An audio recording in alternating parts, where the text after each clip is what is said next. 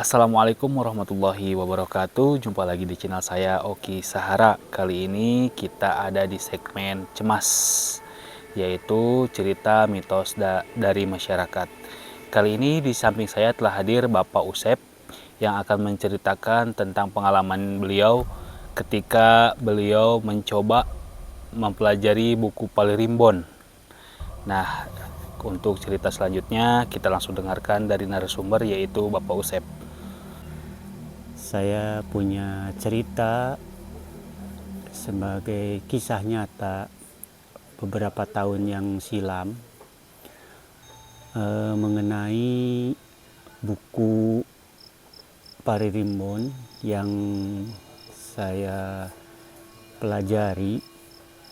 Penasaran, sebetulnya penasaran.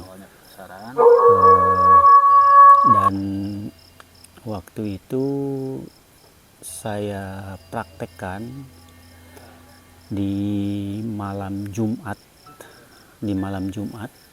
Setelah sholat tahajud sekitar 1:30 malam, saya baca salah satu surat dari buku Palirimbon itu.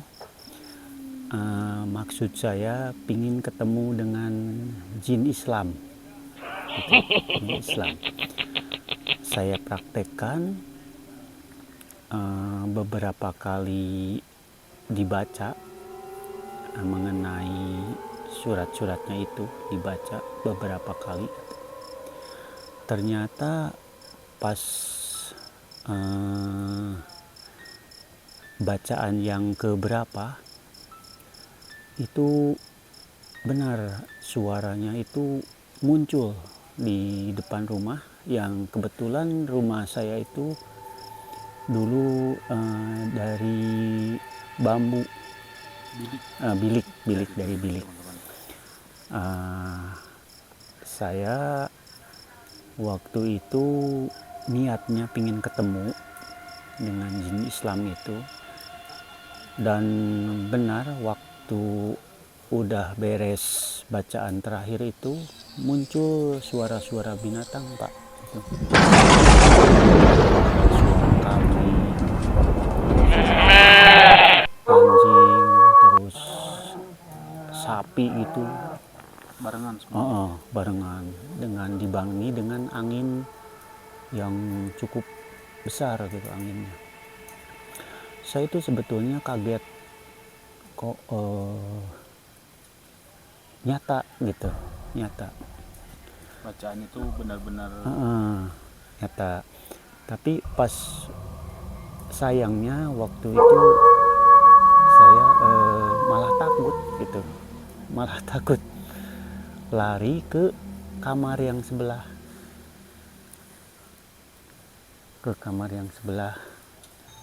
penasaran tapi malah jadi takut. penasaran. Dan waktu lari ke kamar yang sebelah masih penasaran itu, Pak, masih penasaran. Lantas ngelihat dari, kebetulan kan rumah bilik itu dilubangin sengaja, sore harinya dilubangin gitu untuk kejadian nanti malam gitu. Mau pengecekan ya? Sambil itu, Pak, sambil pakai selimut saya ngelihat dari bilik itu. Ternyata benar bahwa kambing itu ya kayak goyah gitu, kayak apa? Bersuara Kayak mau berontak gitu. Nah, saking takutnya saya sebetulnya pingin sekali ketemu, tapi ya karena takut itu ya berani. Sembunyi, Pak, ya? Jadi saya putuskan untuk bawa pakai selimut, tidur sampai pagi hari itu. Sampai pagi. Dan ya rasa nyesalnya ada, kok udah niat mau ketemu, Semua amalan sudah dikeluarin, ternyata malah takut, Malah takut.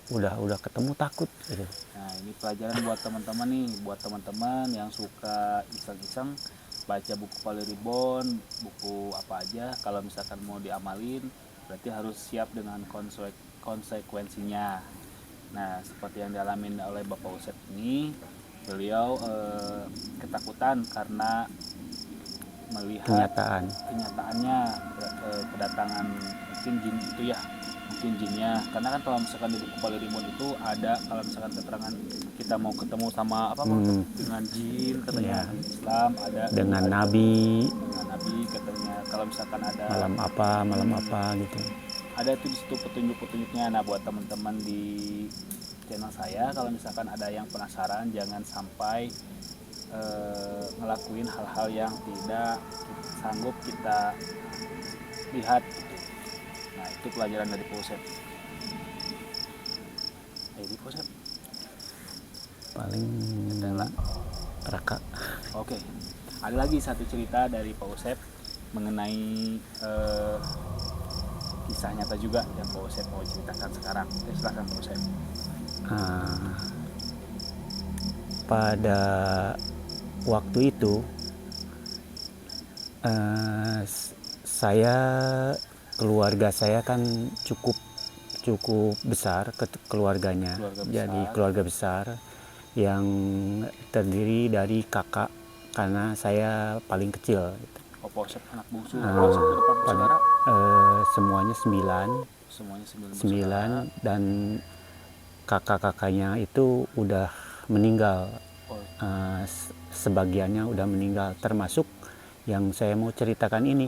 Satu keluarganya, salah satu kakaknya yang sudah kakak saya kan meninggal waktu itu sakit. Setelah dimakamkan sekitar 6 bulan, itu tiap malam itu datang ke keponakan saya yang kebetulan lemah gitu ya. Nah, si keponakan saya itu lemah. Tiap pada maghrib gitu datang si kakak saya itu ya, Poki ya, datang. Cuman waktu datang dia itu nggak menceritakan siapa-siapa gitu. Cuma datang minta minum, kasih kopi, tapi nggak ngerusak, ganggu enggak, cuman nangis gitu. Hari pertama nangis, besok lusanya datang lagi, terus ditanya sama saya mau apa, siapa, nggak menjawab, terus nangis sambil membelakangi saya gitu. Udah gitu tiap hari datang, menjelang Isya dia pulang sadar. Dia pulang sambil nangis gitu, pulangnya sambil nangis, udah aja dibarengi angin gitu, angin kecil gitu ya. Beda dengan orang biasa gitu, suara nangis beda gitu. Saya juga berpikir pas hari kedua itu, siapa ini gitu, kok datang terus gitu, kayak yang mau minta tolong gitu, Poki ya. Ada yang diungkapin gitu ya. Cuman karena mungkin batas alam dia dengan alam saya beda, mungkin dia itu kayaknya mau mengemukakan sesuatu, cuman sayanya nggak ngerti gitu. Atau saya mau nanya, dianya yang nggak ngerti mungkin gitu. Tadinya saya nggak percaya, Poki, nggak percaya tadinya saya tuh, kok yang dibilangin orang ada jurig, ada jin, ada apa, saya nggak ngerti itulah, nggak percaya. Nah, pas kejadian itu saya mulai rada percaya gitu, bahwa sendiri gitu ya. Berarti di luar manusia seperti saya itu ada makhluk lain gitu, ada makhluk lain gitu. Ya lembutan gitulah kalau guys. Nah, pas hari ketiga datang lagi Pak Oki ya. Gitu aja kejadiannya terus sampai hari keempat. Nah, datangnya pada maghrib biasanya, pada maghrib yang munculnya dari ini, dari jempol ini. Dari jempol. Munculnya dari keponakan saya, dari jempol ini. Mulai kerasa nanti. Dipegang sama saya itu dingin gitu. Nah, naik kayaknya ke sini. Udah jalan aja masuk si orang. Masuk. Tapi nggak merusak Pak Oki. Cuma nangis. Gitu nangis ngebelakangin gitu, nangis. Yang kesurupannya itu keponakannya itu cowok cewek Pak? Cewek. Oh, cewek juga sama. Cewek, cuman dia kan kebetulan lemah gitu. Lemah. Jadi sering itu, sering termasuk sama kakak saya itu, tapi saya nggak tahu bahwa itu kakak saya gitu. Nah, terus saja tiap hari kelima, hari keenam gitu lagi. Nah, pas hari ketujuh dia itu baru cerita Pak Oki. Pas datang itu pada maghrib datang, saya penasaran, udah 7 hari, mau ke 7 hari, tapi dia itu nggak bilang. Ya, Takutnya sesuatu gitu ya. Takutnya di rumah saya atau keinjek atau apa-apa. Saya tanya lagi, siapa ini, yang benar aja. Kalau mau dipindahkan silahkan ngomong, dipindahkan kemana, terus pakai apa cara mindahinnya. Ya cerita Poki bahwa itu ini kakak kamu katanya. Saya tiap hari diusir dari tempat tidur saya, diusir dari makam. Dari tempat tidur saya diusir tiap hari. Sama siapa nggak tahu, katanya ada yang ngusir ke saya tiap hari. Nah, saya itu percayanya di sana bahwa kok ada di luar orang itu pasti ada gitu kan. Ada makhluk lain. Sok kalau mau pindah silakan, apa yang dibuktikan, kata saya itu. Ternyata dia bilang, sok aja di belakang kepala saya ada tumpukan, kayak tumpukan tanah gitu, seperti tanah semut gitulah ya. Nah, sok aja ke sana ya, bawa besok paginya saya bawa sesepuh gitu ya, bawa sesepuh. Pak Ustadz dibawa. Nah, ternyata benar Poki, pas di makamnya itu, di pas kepalanya itu emang ada gundukan tanah itu ya, segede bola lah, bola kecil gitu, segede ini. Nah, udah ya dibawa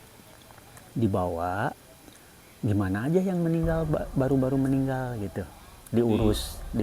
Nah, dibawa ke rumah saya, dikasih kapan, kain kapan 7 lembar, udah dibungkus gitu, udah dibungkus rapi, bawa lagi ke masjid. Nah, udah dibawa di masjid, terus disolatkan lagi di masjid sama orang-orang termasuk saya di sana. Udah gitu terus dimakamkan ke tempat makam yang baru. Nah, ditunggu malamnya itu sama saya, datang lagi enggak. Ternyata alhamdulillah Pak, nggak pernah datang lagi sampai hari ini. Setelah dipindahin makamnya, si gundukan tanahnya itu dari makam yang lama ke makam yang baru, tidak ada lagi kejadian. Nah, saya sebetulnya dari sana udah tahu, udah percaya bahwa jasad seperti saya yang masih hidup ternyata yang lelembutan juga ada gitu. Begitu. Percayanya di sana saya bahwa seseorang yang sudah meninggal ternyata masih masalah di dalamnya. Karena apa? Masalahnya itu si makamnya itu Nggak di Penang, Pak Oki. Penang kan Om? Di Penang teh di pajak. Oh, pajak. Jadi kalau di daerah saya kan, kalau makam nggak dipajak itu diisi lagi sama Yang baru ya? yang baru. Nah, ternyata sengketa kayaknya di dalam. Gitu. Ditumpuk-tumpuk lagi. Mm-mm. Oh, oke. Nah, alhamdulillah sampai hari ini tuh nggak pernah ada kejadian mengenai kakak saya itu gitu. Sampai sekarang Sampai kalau sekarang sudah dipindahin. Oh iya. itu. Nah, itu cerita saya, kenyataan beberapa tahun yang silam gitu, sewaktu masih di daerah Jalan Damar dulu gitu. Itu aja.